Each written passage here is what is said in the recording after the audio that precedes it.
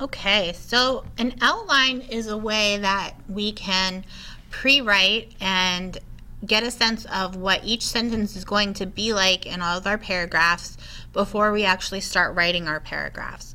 It's a great pre-writing tool to keep you organized and keep you moving forward. So what I've done is I've completed my do what strategy over here, and I read my writing prompt and I took notes. I used my verbs and then I wrote down what they were asking me to do. So it says, describe Julia, the new Muppet on Sesame Street, and what kids might learn from her. How might Julia help kids with and without autism? Include facts and details from all three sources in your response. So as you can see, I took my verbs and I wrote them in the do column. And then in the what column, I wrote what exactly those verbs were telling me to do. So the first one told me to describe Julia. The second one told me how might she help kids. It wants me to describe how she might help kids with and without autism. And then it told me to include facts and details from the sources. We have three sources. We have our video, we have our article, and we have our graph. So I came over here to my outline, and I always start with paragraph 2. Paragraph 1 is our introductory paragraph, and it usually works better to go back and do that after you've written your essay, or the 3 body paragraphs of your essay, because it helps you focus on your thesis and what it was that you actually said, the point that you actually made. So paragraph 2, it says describe Julia in my do what strategy box. So I came over here and I wrote that. So my second paragraph is going to be all about describing Julia, and I described her physical characteristics here. I said she's cute with red hair and green eyes. I said she has autism, and then I described her autism because no two people have the same kind of autism. So I said she's sensitive to noises, sometimes needs a break, and she's an excellent artist.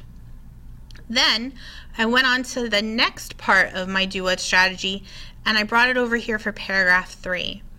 And Julia can help kids. They asked how she can help kids with autism, so I wrote she can help them by teaching them that they have strengths. Julia is an excellent artist, and that's a strength that she can use in her life. And maybe other kids have a strength in drawing or singing or some other talent. I said she could help kids without autism by teaching them that there's nothing to fear.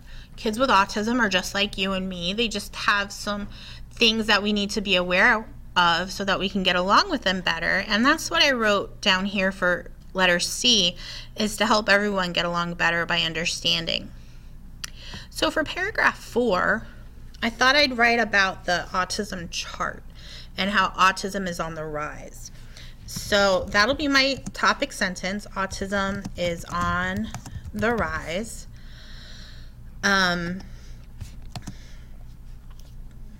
So I'm going to talk about the chart, and I'm going to put in there that the statistics have tripled. And then I'm going to also write that there are more adults than ever being served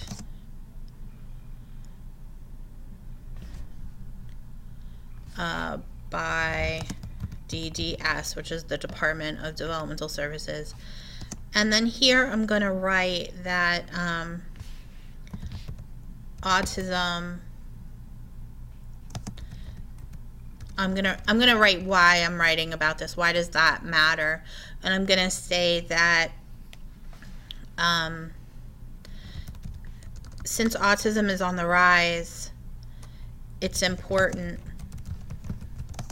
for everyone to understand how people with autism operate.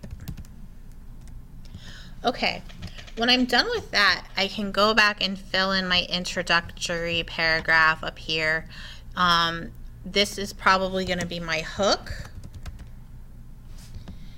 Well, I usually write introduction, right? And then this part will be my hook. This part will be my intro to the topic, so something about Julia. And then this is always my thesis. And then down here, for paragraph 5, this is my concluding paragraph. I'm going to restate my thesis.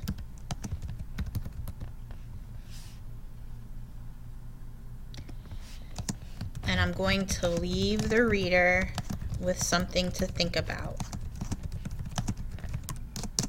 If you take the time to do an outline before you write your essay, you will almost definitely get your organization points on your purpose, focus, and organization section of your rubric.